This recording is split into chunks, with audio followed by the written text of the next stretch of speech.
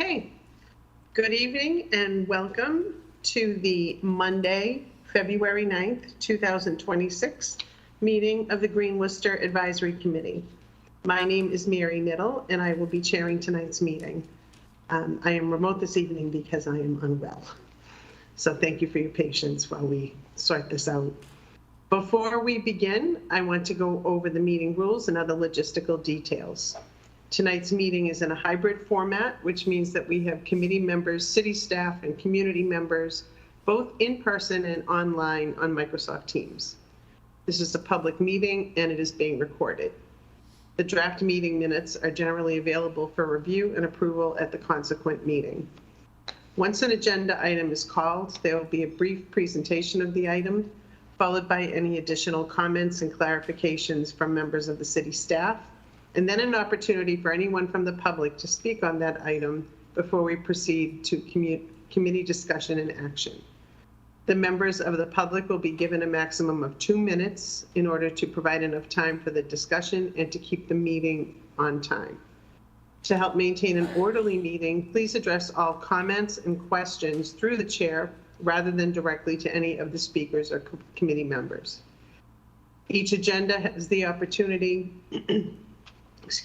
for the public to speak on a matter not on the agenda for a limited amount of time, no more than 2 minutes, at the public participation / community engagement or standing items to be considered for placement on the next agenda part of the meeting.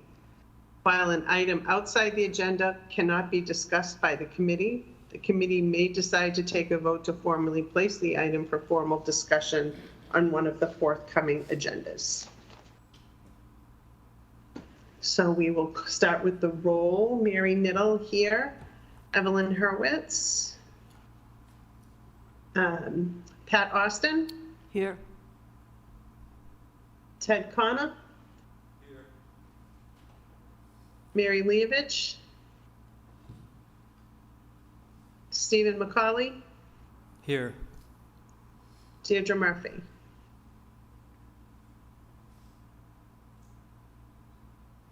Deirdre's online, right? Yes, she is. Okay. Okay, the first order of business after the calling the roll is, of course, the approval of the minutes from our meeting on January 5th. Any comments or questions, or we can take a motion to approve the minutes as they were submitted?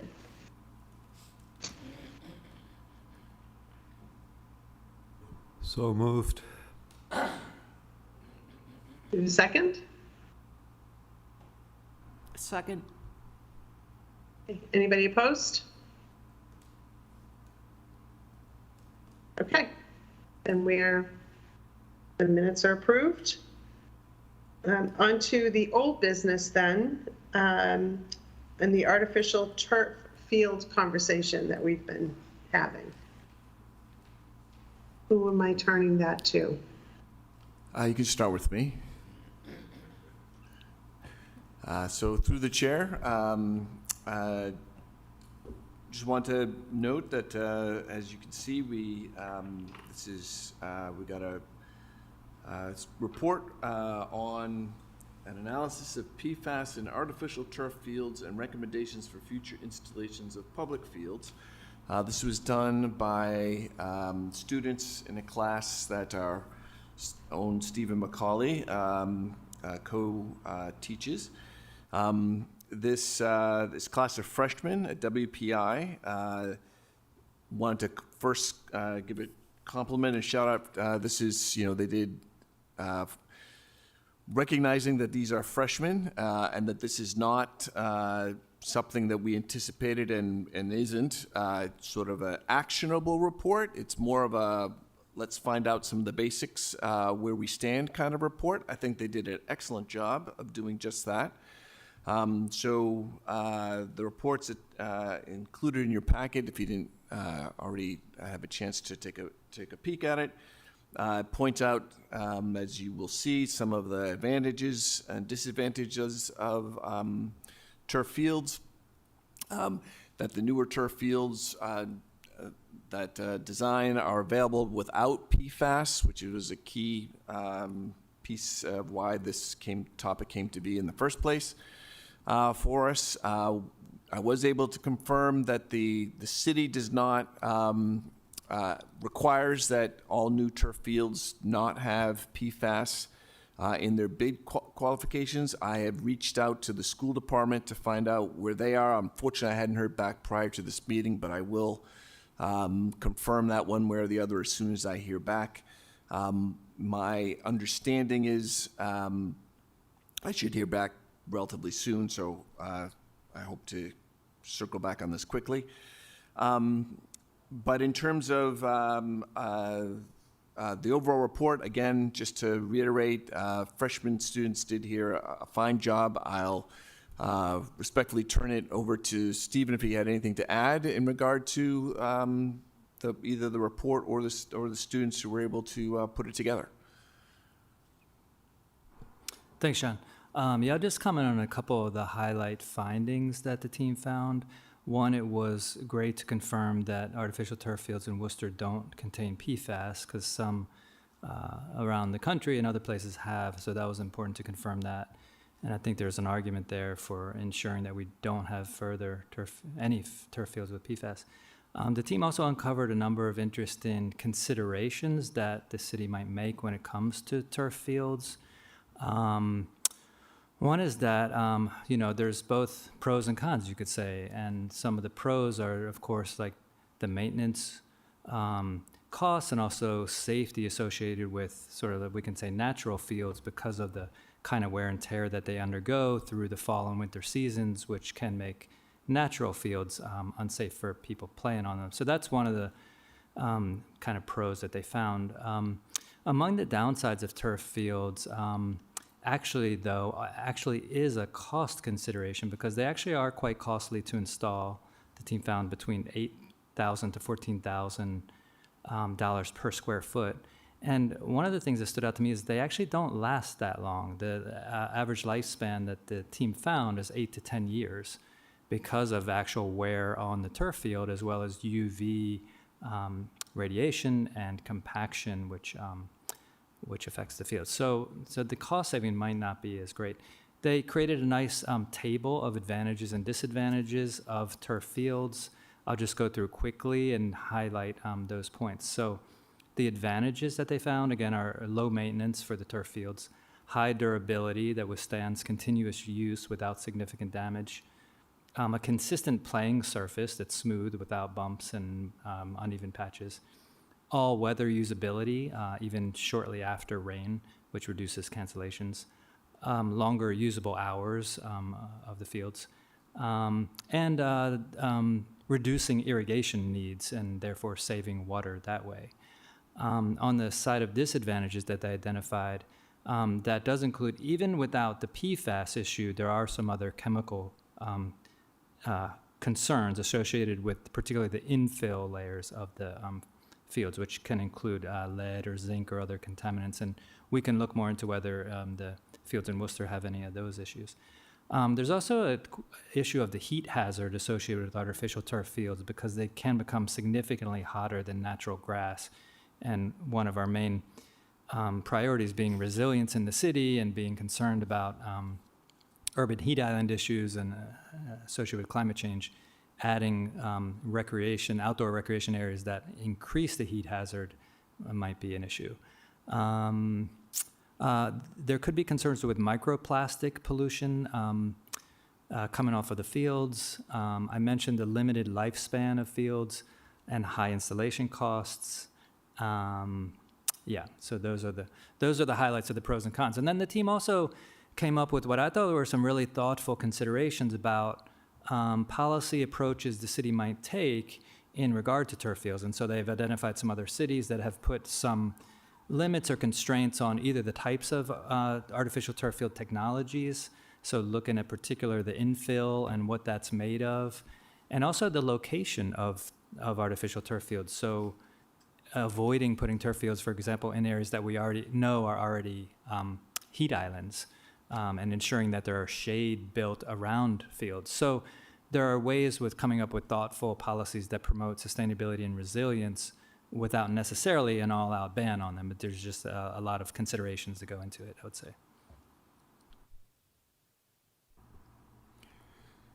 So through the chair, so yeah, thank you, Steve, for the great summary there as well. I think this is one of those where, from where we're sitting on the from the city side, this is, like I said, it's a great first step. It may lead to further discussion, further review in terms of some of the particular recommendations. And I just wanted to say, on a personal note to both you and your students and the team as a whole, to say thank you for putting this together. It was it's like I said, it's a great starter point, which is what we really needed to move this further along down the road. So thank you. Yeah, and if I could, through the chair, say that as someone who teaches at WPI, and we do a lot of project-based learning work there, it really values us and our students to be able to engage with the city. And I also think it's just a really positive sign that the city overall and DSR is ready to engage students into learning in ways that can support our goals. So thanks for that opportunity.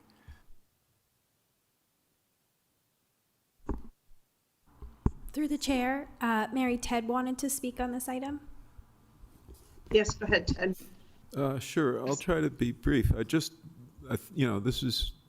is a good report. It's obviously not a policy document. But what I'm wondering is, where do we go from here? I think the report does identify some reasonable concerns, and that there's two sides to the equation.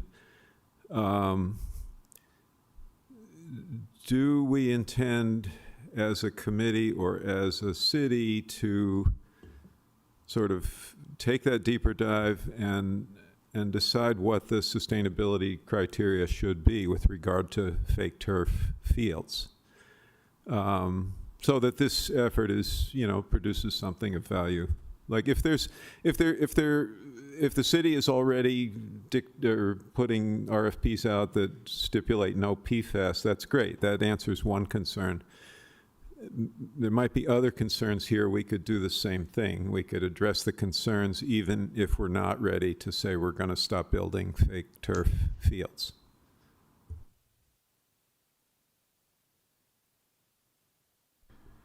Thank you, Ted.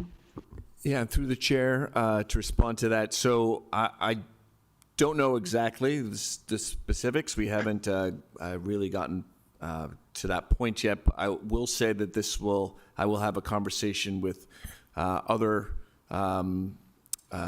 people who are involved in this and determine whether or not any kind of specific policy changes need to be, or if it's just an updated internal understanding of how we should proceed going forward. All that to be determined. A little premature to say any absolutes as we sit here today. But for sure, we will. This has started a conversation that I don't think is ended. So clearly not. So I will. There'll be more to come on this. It's just I don't know the specifics as we sit here now. All right. Through the chair, Pat would like to speak. Go ahead, Pat. Thank you.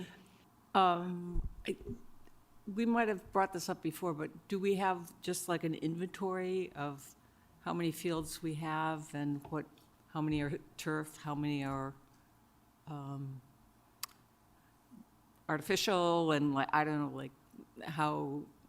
what the plans are for replacement, like for the next 5 or 10 years or something like that? Through chair, no, that wasn't part of this analysis, and the city hasn't put that together, so I don't have that. Though that is not a bad thing to consider for the near term, for sure. Through the chair, we did identify some of them. We're just not sure we have the whole universe, and also we know that all of the colleges and universities have built them too, so they're all over the place. Thank you.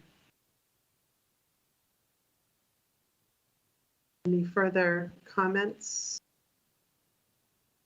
there. And I'll just add my own thanks to the WPI students as well. It's very, for all the reasons that people already said, I appreciate it myself, and glad that you're able to connect them with the department here and Steve, and that's a great first experience. Thanks, Mary. Okay, so go ahead. No, it's okay. Okay. Any other comments there about the turf fields? Anybody online or in the audience?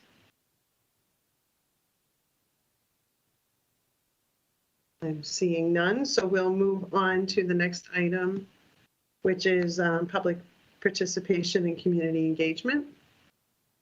So if there are any members of the community here that wish to speak on any particular item on the agenda, or present to us an item that we might consider adding to an agenda in the future, this is your opportunity to do so, and you would have 2 minutes. We have someone who is here who's going to speak right now. Hi. Thank you. Can I start now? Oh, good. Yes. Fred Nathan Worcester. I'm just curious about your artificial turf, as obviously haven't seen your report. I can only say that if you have WPI having done work for you, I'm sure they produced a great report, and I can just say that hopefully things will move along. And I just want to make a little comment here. Obviously, you haven't brought it up about the electric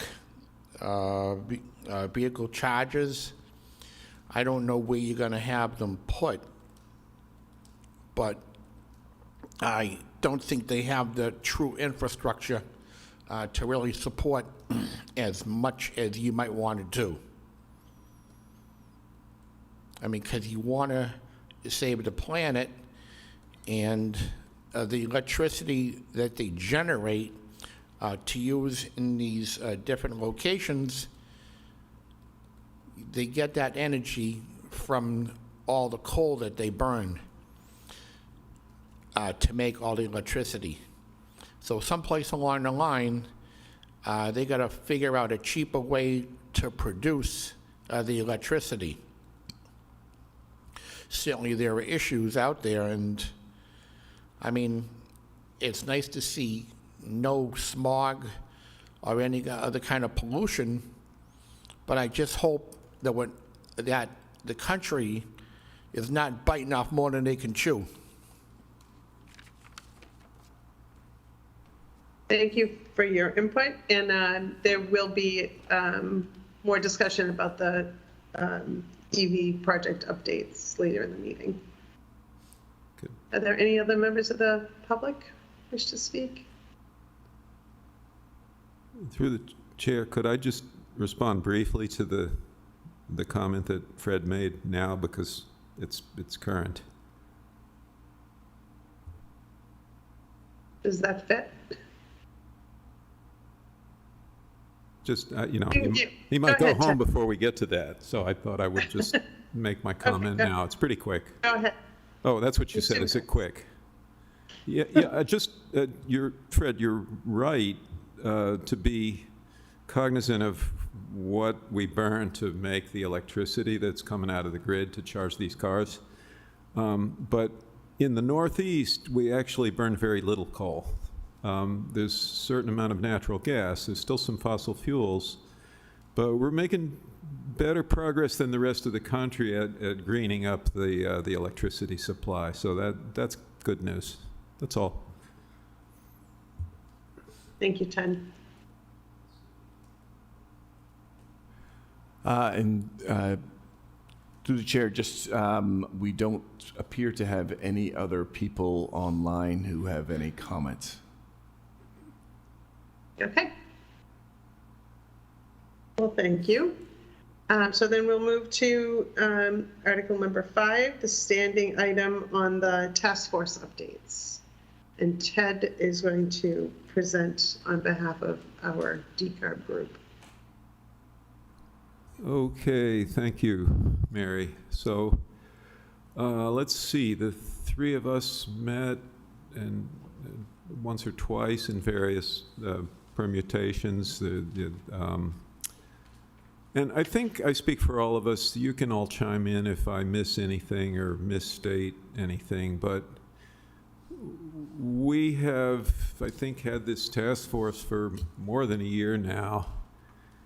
And I think we feel that we've had trouble getting traction and figuring out like exactly what this task force can do to be useful. And part of the problem is that, you know, decarbonization is really, you know, it's DSR's lane, and it's their biggest lane. And you know, if they think it's productive to do it and they have the resources to do it, they're already either doing it or trying to do it. And if they don't have the resources or think it's a good use of their time, nothing we come up with is going to change that. So, you know, I think we felt that it wasn't productive to keep spinning our wheels that way, and that we would put this task force into mothballs, at least for now.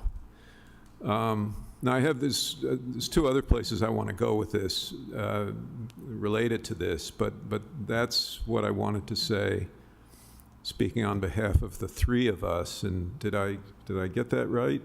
Anybody? That's fair. You're happy with that, Mary? Yes. Okay. So there's two other things I want to do, and I think this is the place to do them. One is I want to add my own personal comment to remind you all of that article that I shared sometime last year about the credibility of climate goals. And I'm doing this from memory, but what I remember was there were three factors that increase the credibility of any entity's climate goals. One of them was, are we already on the right trajectory? And I think we agree that Worcester is. The second one was, do we have, you know, not just a general plan, but a kind of a specific, an implementation plan. And that's a sort of, I'm not sure we ever nailed that down. It's a maybe. I know we have some plans, probably room for some more. And the third one was, is it legally binding? And again, in the city of Worcester, aside from new construction, it's not, none of our climate goals are legally binding in any way. My feeling is, if that's not, that without finding a way of making it more binding, it's going to be hard to meet these goals. And, you know, Cambridge, some of the bigger cities have these much more bureaucratic programs of oversight involving major buildings. If there's no resources or political will for that in Worcester, which there may not be, you know, then what are we going to do? Because we do want to meet these goals. So I just present that as a question that remains, you know, unsolved. You know, we're all doing the best we can, and it's a really rough climate in terms of the politics right now. So, but I don't want to sugarcoat the challenge.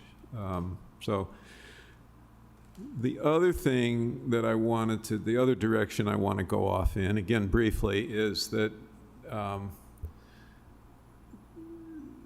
this task force originally arose out of the question, what more we can do, what more can we do with the resources we've got?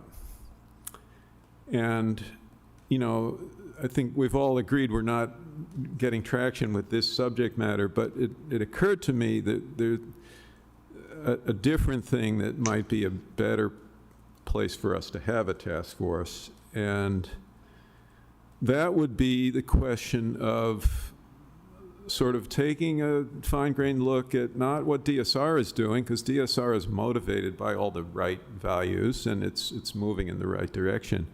I'm thinking of other city departments where that's not at the top of their agenda.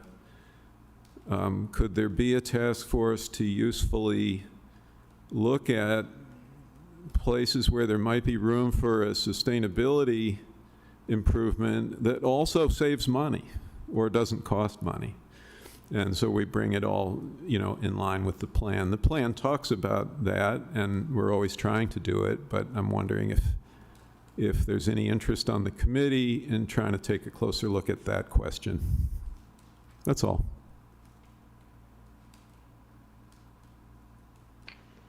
Thank you, Ted. Steve, do you want to add anything to that? Sure, I'll just comment that, yeah, I think we all share that view that it's just a tough topic to get traction on. And I think a lot of that speaks to the fact that, like, every mid-sized city and every city is, you know, not making drastic strides toward meeting climate goals. And we realize that our actions in Worcester are in a broader landscape that's not really conducive to the kind of change that we really need to see happen to meet those goals. Maybe more is happening at the state level, so maybe there's a little shift in orientation we can make, DSR can make, or the city of Worcester can make, that actually promotes change at the state level. If that's part of what's going on here, is that we need change to happen at that level, then maybe we can orient toward promoting or fostering that. So that's kind of where we were left, you know, with having looked at this and for a little while. And I know you all at DSR also have been looking at this too. So, yeah, I appreciate Ted's comments and try to keep going, but I think it's the right move to shift that task force for now. Thank you, Steve. Could I- And you want to comment, Ted? Through the chair, yeah, real quick. I want to echo what Steve said.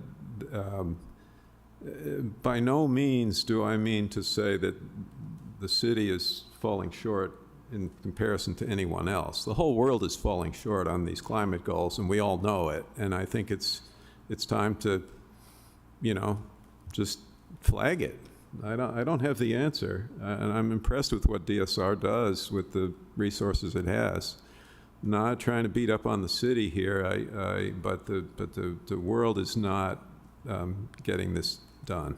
The world, you know, at every level, city, state, federal, and we're lucky enough to live in a state that's policies are far more progressive than a lot of them are. So we could be sitting in a lot of places where it looks a lot worse.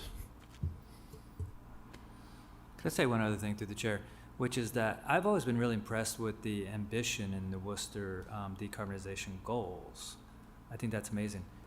As we kind of have a hard time meeting those goals, I worry a little overall if, not just in Worcester, everywhere, but if there's this possibility that the goals are out of reach and they cease to be relevant because they're now out of reach, in a sense. So I do worry a little bit about that, but I don't know what to do about that. Yeah, and I would add that when we formed these, am I muted? Can you hear me? I would add that when we formed these task forces, part of the goal was to create a space where we could kind of toss around and brainstorm some new and fresh ideas. And as Ted alluded to, in the political climate, the funding climate that we're in, there's been a retraction in opportunities. And as we have met, and we appreciate the time and guidance that the DSR has provided to our little task force about what direction we should go in, we were still going around in circles.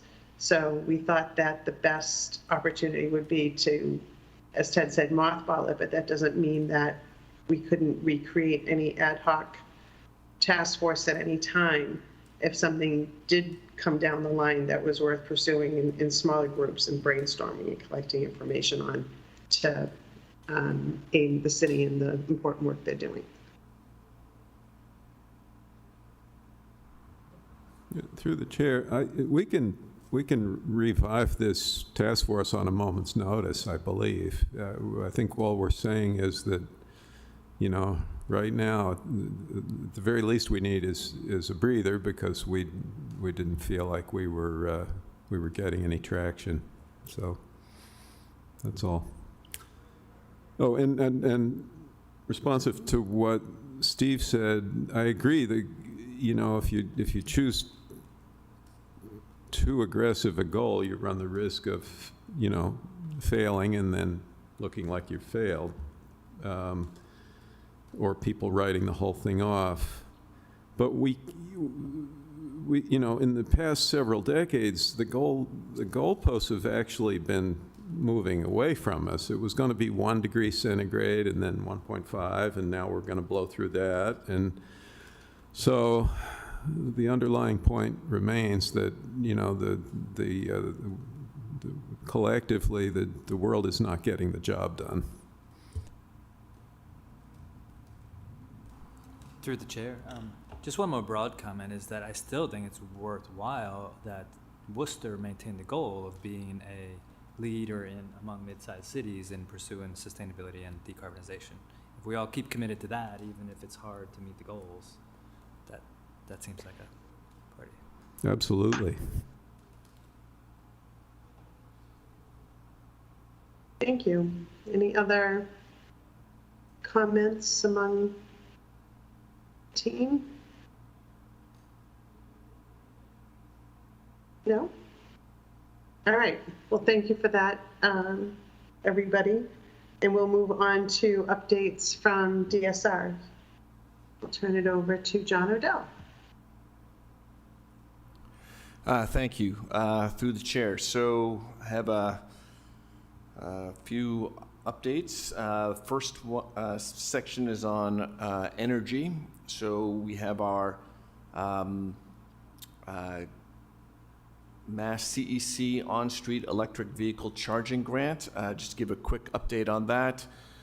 We have a slightly moving target on the 4th of 4 locations that we're looking to put this EV charging stations location.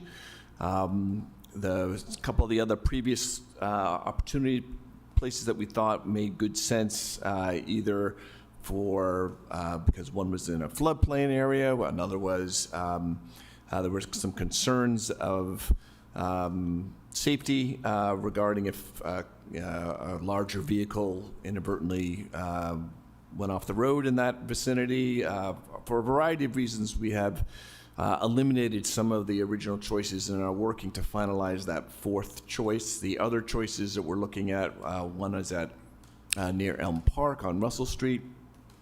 Excuse me. We are looking at 2 others, and I'm all of a sudden blanking as I'm speaking out loud. I hate when that happens. But I will circle back with those as soon as they pop back in my head. The point being is that these locations have been pretty well vetted. We're hoping to finalize them with National Grid in the not too distant future.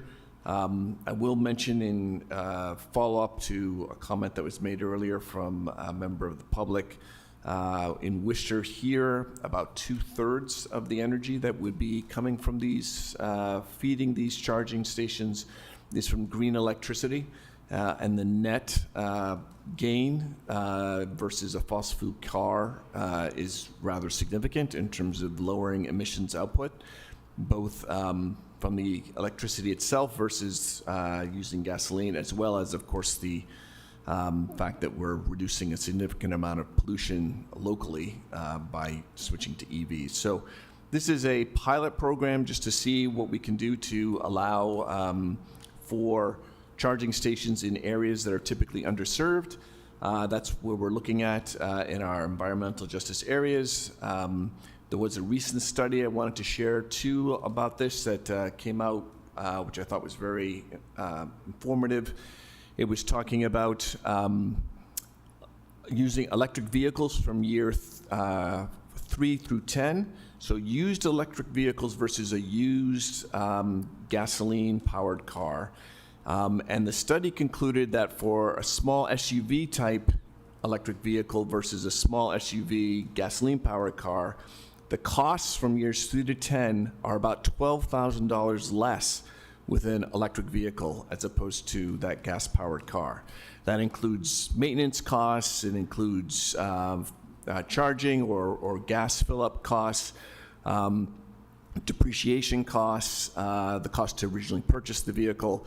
So when you factor in all those, EVs are much lower costs from years 3 to 10. That same holds true for a sedan, that the difference is $10,000 for a sedan. But the point being is that there's a real, as people eventually start looking to buy new cars, over 70% of people buy used cars. They buy their cars secondhand. For those folks who do buy used car, we believe that there's going to be more and more incentive to buy an electric vehicle simply because they're just less expensive to use. And therefore, we want to make sure that there are opportunities for folks to charge their vehicles if they don't have access to charging in, like, for example, in their own driveway and typically park more often on the street. This pilot program is to allow for locations near where they actually live so they can charge overnight conveniently. So with that, that's the whole premise of this and why we're trying to be very conscientious about where we site these. And I'll have obviously more to come once we get further along this project. It probably won't, installations will begin in late spring, early summer, with hoping to wrap this up in the late fall of this calendar year. That's all I have on that.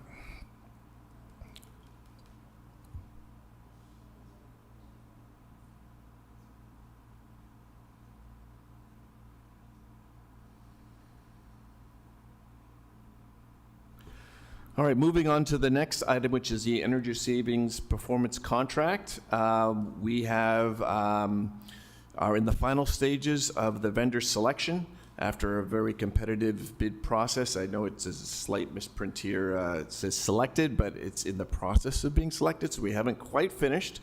We're doing the final review now, but hope to have that done imminently. We had 4 vendors who applied for this contract. This is basically to start up a new energy services contract. We had one with a vendor, Honeywell, that we ran for several years from 2011 through 2024, finished at the end of 2024. And they did a significant amount of work, energy saving related work in the city to both lower our energy costs as well as to lower our carbon output from the city municipal facilities directly. So we're looking forward to starting up this process again. We hope to get, like I said, a final selection in the next week or two. And then once that is started, we would then move into contractual phase and then to a audit phase, which will involve reviewing all our city facilities, schools, as well as city-owned, all our municipal facilities, to see where we can find best opportunities to save going down the road. So that's to come. Looking forward to obviously finishing this current process so that we can get that work underway as soon as able. I can stop there, or I can go to the last energy item. Through the chair, could I just Sure. ask about that? You mentioned that this includes schools. Through the chair, it does. So are all school and non-school city buildings essentially in the same basket? You're looking at the entire basket for the best opportunities? Through the chair, correct, yes. Okay, great. And so moving on to the last item, smart energy advice. I'll turn that over to Jesse, who can give us an update on that. Thanks, John. So first, we wanted to share 2 new resource guides that we created with Smart Energy Advice. Gabby Hajos and myself, she's our energy advocate, the 2 of us work on this program, and we created 2 new guides that have so far been very popular and hopefully helpful for people. First is our homeowner checklist, getting started with heat pumps. We receive a lot of questions through this program on how to get started if you're interested, and we want residents to feel empowered and knowledgeable when talking to contractors. We've heard, some bad stories, and we want to make sure people get set up with the system that's right for them and right for their home. So we have collected this list of questions that we came up with from talking to people, but also we consulted Abode Energy Management, who is a well-respected company in this field and manages a lot of installations through Mass Save, and they also gave us feedback. And we've passed out over 100 of these so far. People are very interested, so wanted to share that with you so you know, in case you're interested, or if you have others that might want this, we're happy to share. The other one we created is a general resource guide that we have given out over 100 of these ones so far, and this is a real overview of a lot of the things that Smart Energy Advice, our program, promotes. So general energy efficiency things, incentives, rebates, programs that are available.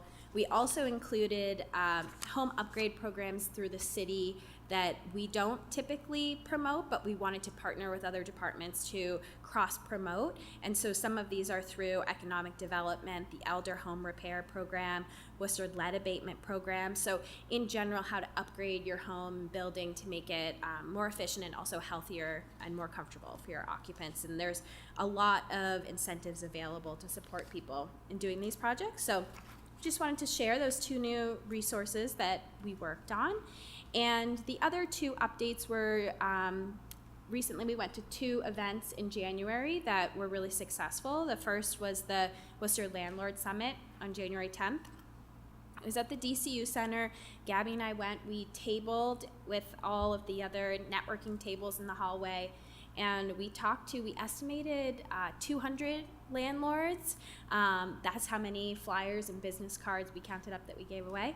So that was very busy and awesome to talk to these people one-on-one, and it was our 3rd year going to this event. The top exciting thing that I told John about and others in our department was, because it was our 3rd year, we're starting to see some of the same people coming back.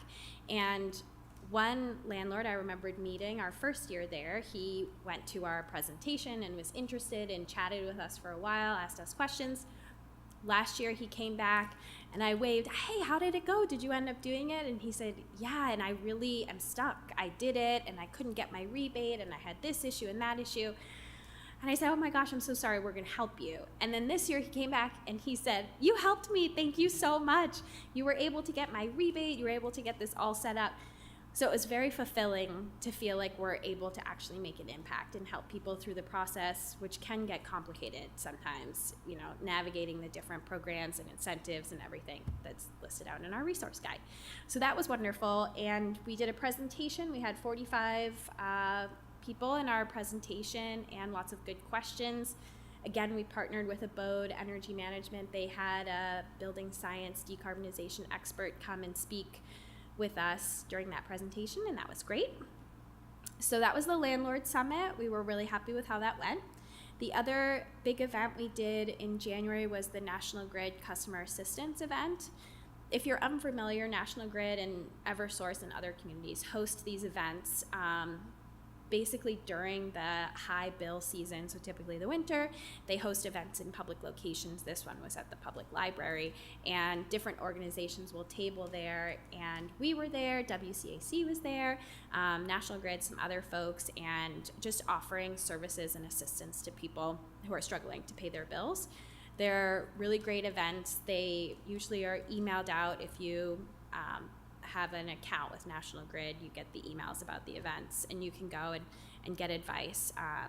We typically try to go, and Gabby went this time, and try to help people, knowing that this is a really hard time of the year. The bills are really high right now, and there are resources out there, so we want people to know that and help them wherever we can. So those were our 2 big events last month that we did. Happy to answer any questions. That's great, Jesse. And I want to say it's so good that you got some positive feedback, because that doesn't always happen. So congratulations on that. And I've seen your presentation, very professional, informative. So that's great. And, you know, just to keep being there for the community this year, with the very, very, very persistent cold, the cost to heat your house when it's 10 degrees versus when it's 30 degrees is so much higher. And we know that people are really going to be struggling, and we know that benefits aren't very high. So helping people reach the resources that give them forgiveness and give them energy efficiency help is more critical than it's ever been. So that's really good. Congratulations. Yeah, get that happy landlord on a PSA on public access right away, if possible.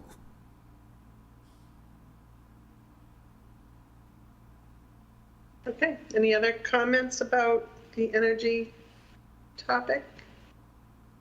We can move to lakes and ponds.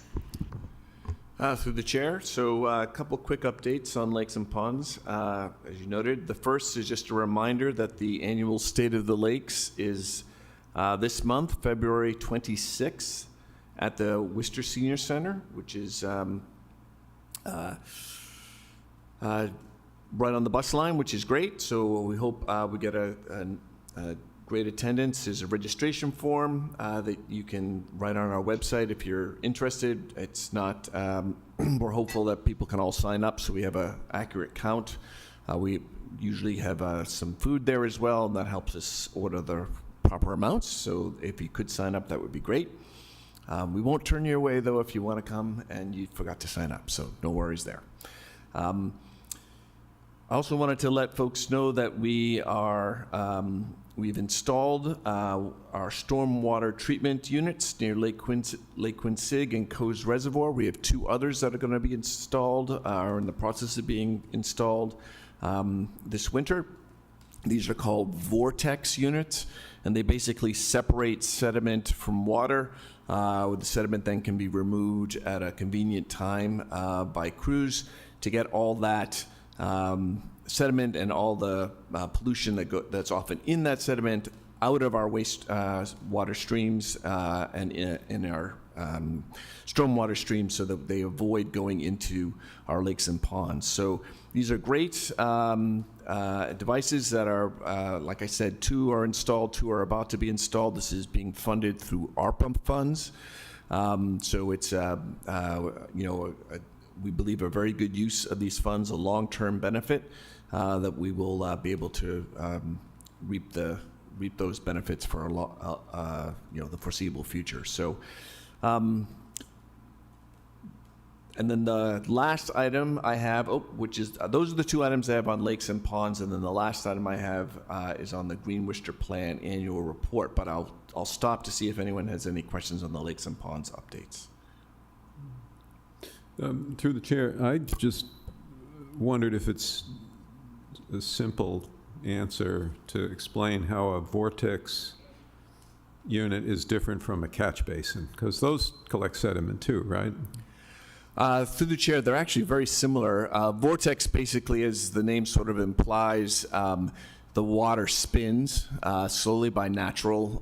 You have to site these very specifically so that the water flow is not too fast, but fast enough that you will get that natural spin action in the unit itself, which helps pull some of the sediment down. So they are essentially a souped up catch basin, all things being equal.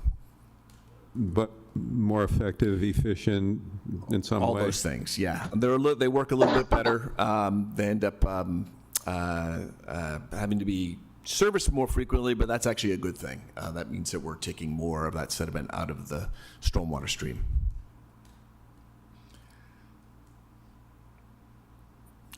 And so moving on to the last, which is the Green Worcester Plan Annual Report. We spoke about this briefly at our last meeting. So the timeline we're looking at is somewhere right around Earth Day is what we're looking for the release. The format update is no change from what we talked about before. We're looking to speed the process up, shorten the process up, rather. We can't speed it up beyond what I just said about Earth Day, so that won't change. But in terms of what will we be reporting on, it really will be focusing on the things that were done over the last year, as opposed to a listing of everything that was on the list and a status update on that, which seemed, in many cases, to be redundant and, frankly, not all that helpful and a considerable amount of work. So in order to expedite this and make sure that we focus on the things that people care about, we are, in fact, going to be focusing on the things that were actually done recently. There'll be obviously a short section on what's to come as well, so people can understand that too, which is usually the next question people ask. But that will be the gist of the report going forward. Opportunities for a more holistic review will still occur, but they will happen when we look at the Green Worcester Plan itself, which is done usually on a 5 or 6 year increments. So that would be coming in about a year and a half or so. And that's the last item I have on our list for an update.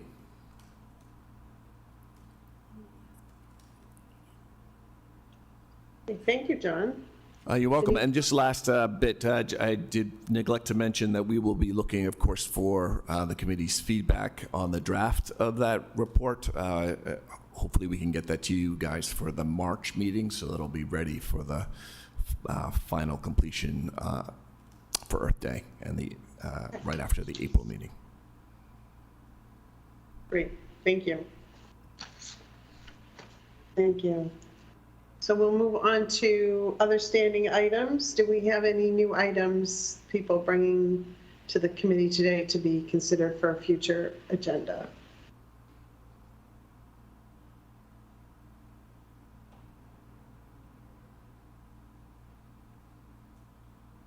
Not right now. Everybody's anxious to see that report. Okay, any other upcoming events in the area that are not DSR organized? And I see there's a note about the Newton Square Highland Street Improvement Project. Do you want to address that, John? Through the chair. So yes, this is on February 11th, the Department of Transportation Mobility are going to be hosting a meeting on the redesign for Newton Square and Highland Street. We encourage, if you have the time, to join that. It's especially if you're in it and use that avenue, whether you live there or commute through there.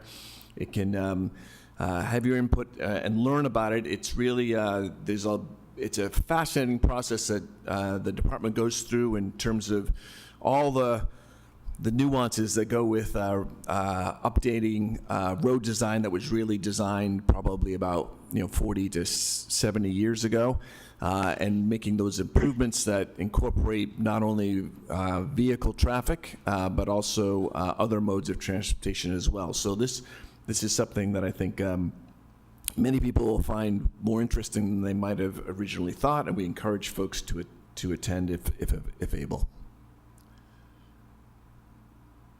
And that, John, looks like it's only online. Is that correct?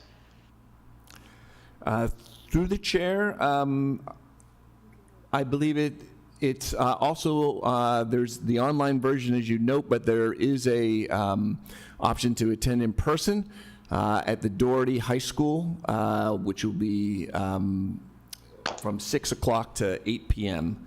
on February 11th. Which incidentally is this Wednesday. That's good, thank you. I just saw the link and I assumed that's the only place it was. Any other questions or comments on this?